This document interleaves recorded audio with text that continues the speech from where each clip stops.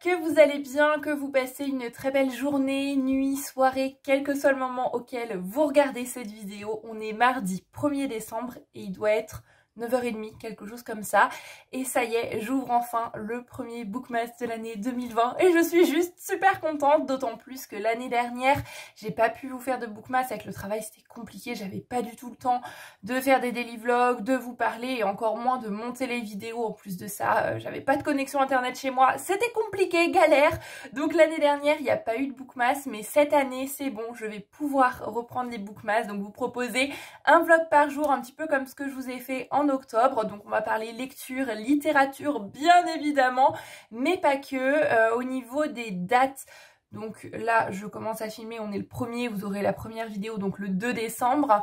Et normalement c'est jusqu'à Noël, jusqu'au 25 décembre. Des fois je pousse un petit peu jusqu'au 31. Mais comme on va aller après Noël dans ma famille en Bretagne, que je voudrais bien évidemment profiter de mes proches, que je vais pas forcément passer du temps à faire du montage, je sais pas comment tout ça va se goupiller, s'organiser, mais en tous les cas, jusqu'à Noël, je vous retrouve avec un vlog par jour sur la chaîne.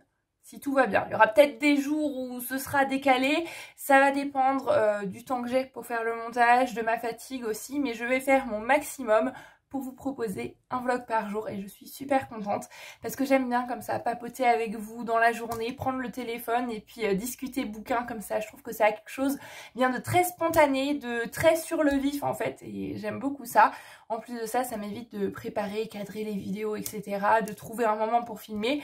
Niveau organisation, c'est encore plus simple. J'espère que l'idée vous plaît à vous aussi. Je sais que certains d'entre vous vont être très contents du retour des vlogs, que c'est un format qui plaît beaucoup à certains d'entre vous. Donc je suis contente de vous le proposer et je suis contente de m'y remettre. Là, je suis sur mon bureau parce que j'ai pas mal de petites choses à faire sur l'ordi ce matin. Aujourd'hui, grand événement en soirée, on va faire le sapin et j'ai juste super hâte. J'attendais le 1er décembre parce que j'avais pas envie de commencer trop rapidement. Je me suis dit, allez, 1er décembre, c'est une bonne date. En plus de ça, comme ça, on va pouvoir le faire tranquillement en soirée avec une petite musique de Noël. Ça va être vraiment chouette. Avant de clôturer cette introduction qui est déjà bien trop longue, je voudrais vous parler un petit peu bouquin quand même, puisque j'ai terminé un livre hier soir. On n'était pas franchement encore en décembre, mais c'est pas grave, j'en parlais avec vous quand même par ici parce que c'est une romance de Noël. Donc voilà, si je vous en parle pas dans les Bookmas, je ne sais pas quand je vais vous en parler. C'est ma deuxième romance de Noël de l'année. J'avais déjà lu Comment j'ai failli ne pas me marier à Noël, quelque chose comme ça, de Lucie Castel. C'était avant décembre, donc je vous en ai fait une vidéo revue si vous voulez la voir. Je vous remettrai ça par ici dans la barre d'infos. Mais là, j'ai lu The Christmas Party de Carol Matthews. Il ne me semble pas que ce livre ait été traduit en français. J'ai fait quelques petites recherches, mais honnêtement, je n'ai pas poussé la chose. Donc c'est possible qu'il ait été traduit dans une petite maison d'édition que je ne sois pas au courant. Bref, pour vous résumer rapidement l'histoire, c'est l'histoire d'une fête de Noël d'entreprise. On va suivre plusieurs personnages en parallèle. Tout d'abord, une jeune femme qui commence dans cette entreprise. Elle est assistante du grand ponte de l'entreprise quand même. C'est une entreprise qui travaille dans tout ce qui est carburant, pétrochimie, quelque chose comme ça. Et elle est son assistante. Elle est très heureuse d'avoir ce job puisque c'est une mère célibataire qui a été laissée par son compagnon avec de grosses dettes. Donc elle a dû retourner vivre avec sa petite fille chez ses parents et ce job paye très bien. Il y a de grandes possibilités d'évolution. Le seul petit hic, eh bien, c'est la personne pour laquelle elle travaille. Donc cet homme, Tyler, qui a quand même une grande place dans la société, mais qui a aussi et surtout les mains très baladeuses. Cet homme, il est ignoble tout simplement, hein, harcèlement sexuel, tout ce que vous voulez au travail, on est en plein dedans. On va avoir aussi donc le point de vue de ce fameux Tyler, le point de vue de sa femme Kirsten qui elle, eh bien, ne fait rien de spécifique dans sa vie. Elle habite dans la maison qui est fournie par la société.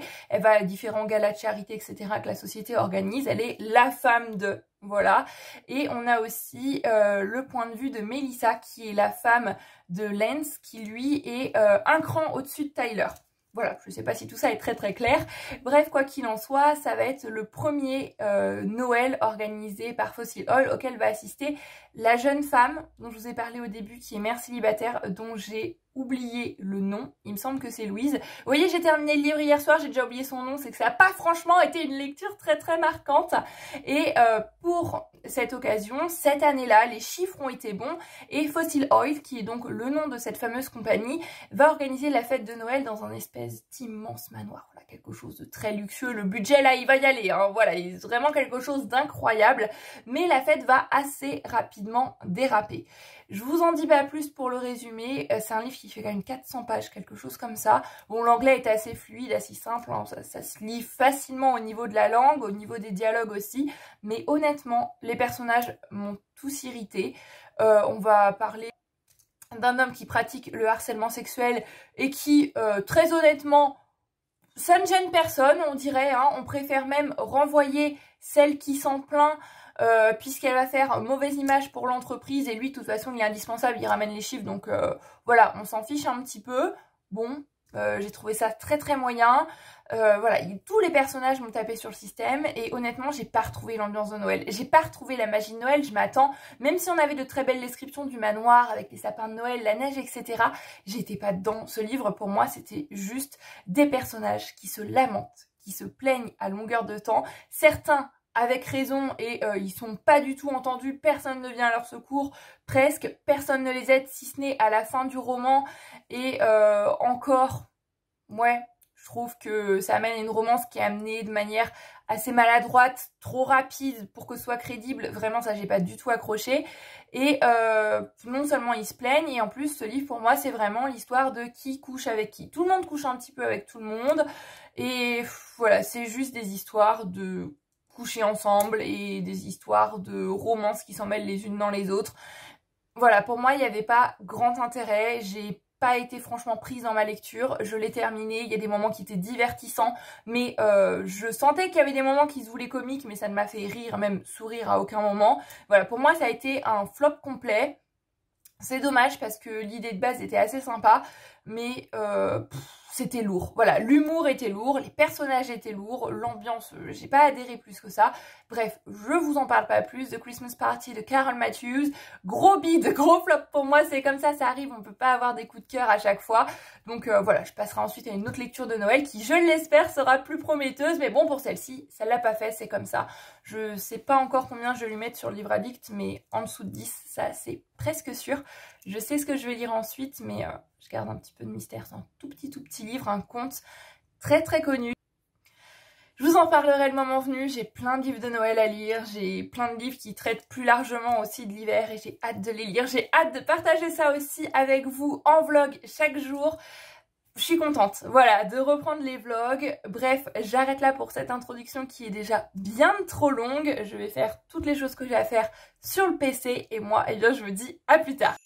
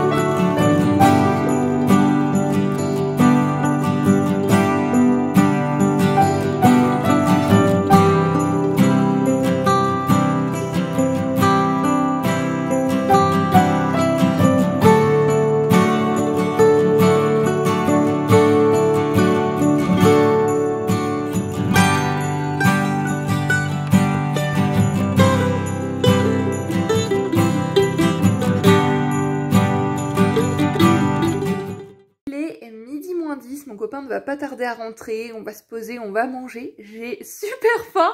Bref, je ne vous retrouve pas pour parler du repas, mais bien pour un petit point lecture puisque j'ai avancé dans Pinocchio de Carlo Collodi. Donc moi j'ai une édition, c'est la collection Bibliothèque de l'aventure que je trouve vraiment très très belle. On va être honnête, je pense que ça va être terminé aujourd'hui, c'est vraiment très très rapide, c'est un petit conte pour enfants. Donc là où je suis rendue, je viens d'assister à toute la création de Pinocchio et honnêtement, que ce soit le Disney ou autre adaptation, je n'ai aucun souvenir de Pinocchio, si ce n'est bien sûr qu'on est sur un pantin de bois qui est humanisé, qui a un nez qui s'allonge lorsqu'il ment, qui va lui arriver tout un tas d'aventures et de bricoles, pas toujours forcément très très chouette, mais sinon je ne me souviens de rien, donc c'est vraiment comme si c'était une découverte et c'est super agréable. Les contes, c'est un genre que j'aime beaucoup lire à l'approche de Noël, quand il fait froid comme ça, je trouve que ça se prête vraiment très bien à la période et Pinocchio ne déroge pas à la règle. Donc je disais, là j'ai assisté à toute la création du pantin, et il y a des choses dont je ne me souvenais absolument pas, je ne me rappelais pas que c'était du bois qui parlait, en fait le bois était déjà humanisé lui-même avant d'avoir la forme de Pinocchio, son essence, son âme, sa réflexion en fait était déjà présente dans le bois et ça je trouve ça vraiment très intéressant et la personne qui a trouvé ce bois n'était pas Monsieur Geppetto à la base. Et Geppetto n'est pas forcément un homme fort sympathique. En tous les cas, dans ses premières pages, il se retrouve assez rapidement en prison pour maltraitance envers enfants. Donc voilà, c'est pas l'homme tout sympa que l'on peut voir peut-être dans le Disney qui a envie de se créer un enfant et donc qui crée ce pantin de bois. Voilà, je trouve ça sympa, j'ai hâte de lire la suite, ça se lit très très bien. À chaque début de chapitre, on a un petit résumé de ce qu'on va trouver dans le chapitre et ça me fait penser au livre de Dickens et même l'ambiance, etc. aussi, ça me fait un petit peu penser à Dickens. C'est vraiment chouette, j'ai hâte de le continuer. C'est vraiment un classique de la littérature italienne, un classique de la littérature jeunesse et ouais, je suis contente de redécouvrir ça, j'ai hâte de voir où ça mène. Et peut-être qu'après ça, eh bien, je me regarderai une adaptation de Pinocchio pour me rafraîchir un petit peu les idées à ce niveau-là. Mais chouette découverte. Et puis, ce livre-là, je trouve qu'il se prête vraiment bien à la période de Noël aussi, de par l'objet livre rouge doré. Comme ça, je suis vraiment fan. J'en ai un autre, vous l'avez peut-être vu tout à l'heure dans ma bibliothèque, c'est L'île au trésor de Stevenson, il me semble. Et je me le garde chaudement, précieusement pour cet été. Mais là, donc, je suis sur Pinocchio. Et une fois que je l'aurai terminé, je pense que je vais partir sur une romance de Noël, sûrement probablement vu la petite quantité que j'ai en stock. Je vais mettre la table et puis on va se poser, manger et cet après-midi je vais sûrement avancer un petit peu donc je vous retrouverai sûrement à ce moment-là.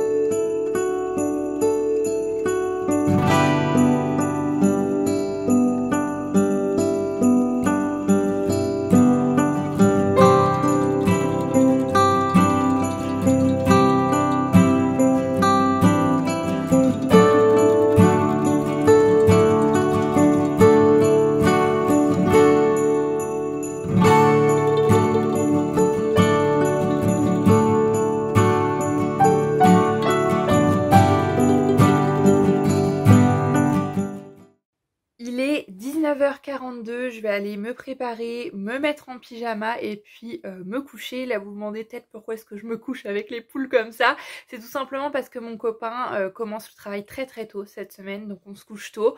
Lui il dort et moi ça me permet bien de lire, mais bien sûr je me vois mal prendre le téléphone et vous faire un update lecture alors qu'il est en train de dormir à côté avec juste la petite lumière de la lampe de chevet, donc c'est pas grave. Je vais bien avancer ce soir dans Pinocchio, je pense que je vais même honnêtement le terminer et je vous en reparlerai demain. L'avantage c'est qu'en commençant à lire dans le lit vers 19h30, 20h, et ben finalement je me rends compte qu'à 21h, après 1h, 1h30 de lecture, 21h30, bah, je m'endors. Ce qui fait que le lendemain je me lève tôt et je trouve qu'en se levant tôt le matin on est quand même pas mal productif en tous les cas. Pour moi ça a vraiment un grand effet là-dessus. Donc ça c'est plutôt chouette. Donc voilà, pour aujourd'hui je pense qu'on va s'arrêter ici. Ça a été vraiment une chouette journée. On a fait le sapin, je vous ai mis quelques petites vidéos je pense juste avant. J'ai du mal à parler là ce soir, il va être temps de clôturer parce que ma langue commence à fourcher sans cesse, c'est un petit peu agaçant. Bref, on a fait le sapin, on a décoré un petit peu la maison pour Noël et ça fait plaisir, ça met du baume au cœur. C'était chouette et j'en suis vraiment très contente de notre sapin. À chaque fois je descends les escaliers, je le vois, je me dis waouh, il est beau, ça y est, ça sent Noël, on est dedans, les bookmas sont commencés, c'est parti, calendrier de l'Avent et compagnie. Et en ces temps un petit peu difficiles, un petit peu moroses, bah voilà, ça apporte un petit peu de légèreté pour vous parler un petit peu de mon avancée dans Pinocchio, toujours de Carlo Collodi, hein, ça n'a pas changé, toujours paru dans la collection Bibliothèque de l'aventure. Alors j'ai regardé, j'ai pas trouvé d'édition spécialement, on dirait qu'ils appellent ça la collection de facsimilés, mais voilà, j'ai pas trouvé la maison d'édition. Je ne peux pas vous renseigner là-dessus si ce n'est Bibliothèque de l'aventure. Finalement, je vous disais que Geppetto est un homme pas forcément très sympathique. C'est le cas, certes, mais c'est rien comparé à Pinocchio. Parce que si Geppetto se retrouve dans cette situation, c'est de la faute de Pinocchio. Et Pinocchio, il a la tête dure. Dans le livre, on dit qu'il a la tête de bois. Et ce qui est vrai, hein, puisque c'est un pantin. Mais on est dans un conte. Donc on sent vraiment qu'il y a une morale qui est amenée. On sent que notre personnage vit des épreuves, fait certaines choses pour ensuite en tirer une leçon. C'est amené de manière pas forcément toujours subtile. Il y a des passages qui sont assez lourds, comme je disais, qui me font un petit peu penser à des livres de Dickens peut-être. Et il y a des passages aussi au début du livre, j'ai oublié de vous en parler tout à l'heure, notamment des dialogues que j'ai trouvés assez humoristiques, notamment avec certains personnages qui sont très terre à terre en fait, quand on dit comment es-tu venu? Oh bah avec mes jambes, voilà, ce genre de petites choses qui c'est pas grand chose, mais moi ça me fait sourire, ça fonctionne vraiment bien avec moi. J'ai hâte de voir la suite de ces aventures, j'allais dire j'ai hâte de retrouver Pinocchio, mais pas forcément, hein, parce que ce pantin est têtu, voilà, il a une personnalité quand même très particulière. Je suppose qu'il va ensuite s'assagir, hein. De toute façon il fait tout un tas de bêtises, c'est aussi le but de l'histoire, mais voilà, je pense qu'il y a une morale plus grande que ça. Il a rencontré le fameux Cricket, alors il n'a pas été fait mention de Jiminy, hein. Peut-être que ce nom viendra à un autre moment dans l'histoire. On disait juste le Cricket, qui est donc un petit peu sa conscience et la manière dont termine ce Cricket, je ne m'en souvenais aussi absolument pas, donc c'est vraiment chouette pour moi de redécouvrir cette histoire, de redécouvrir ce conte. L'histoire en vrai, l'histoire originale, voilà, tout simplement. Et il y a des passages qui me font sourire comme je vous disais, mais il y a des passages qui sont assez difficiles aussi, ça se lit assez bien. Après cette édition là, les pages sont très fines, c'est un petit peu du papier bible, c'est pas forcément écrit très gros, il n'y a pas d'illustration. Et ça fait quand même 142 pages. Je sais pas si Pinocchio est vraiment catalogué comme un conte, en tous les cas pour moi ça en fait partie. L'histoire commence même par « Il était une fois » et d'ailleurs l'auteur fait comme s'il racontait l'histoire à des enfants et imagine leur potentielle réaction. Je trouve que c'est bien fait, c'est bien mené, donc pour moi il y a quand même pas mal de codes qui appartiennent au genre du conte, donc je pense qu'on pourrait peut-être cataloguer Pinocchio comme un conte. Si vous avez la réponse, n'hésitez pas à me laisser votre opinion dans les commentaires. En tous les cas, moi je le classe dans les contes et c'est vrai qu'en général c'est des histoires qui sont quand même très courtes, donc là 142 pages, écrit quand même assez petit avec du papier fin, sans illustration. C'est vrai que pour un enfant c'est bon petit moment de lecture quand même, mais pour ma part je vais le terminer ce soir je pense, et si c'est pas ce soir ce sera demain matin, dernier délai, donc comme je vais pas vous reparler d'ici là, je vous retrouve demain pour le point lecture final là-dessus et pour vous dire ce que je vais choisir comme prochaine lecture. Je vous l'ai dit, je sais que ça va être un livre de Noël, mais lequel, ça j'ai pas encore choisi, donc on va laisser un petit peu de suspense, un petit peu de mystère quand même. Je vous fais à tous plein de bisous, j'espère que ce vlog vous aura plu, ça me fait vraiment super plaisir de reprendre les vlogs, de vous retrouver, de papoter comme ça un petit peu avec vous toute la journée, c'est vraiment chouette, j'en suis super heureuse et j'espère bien que ça vous plaît également. Sur ce, j'arrête de blablater parce que quand je pense au montage qu'il va falloir faire demain matin, j'ai pas envie que cette vidéo soit trop longue. Je vous fais plein de bisous, je vous souhaite d'excellentes lectures, prenez grand soin de vous et moi je vous dis à demain sur la chaîne Booktube pour un nouveau Bookmas. Bye bye.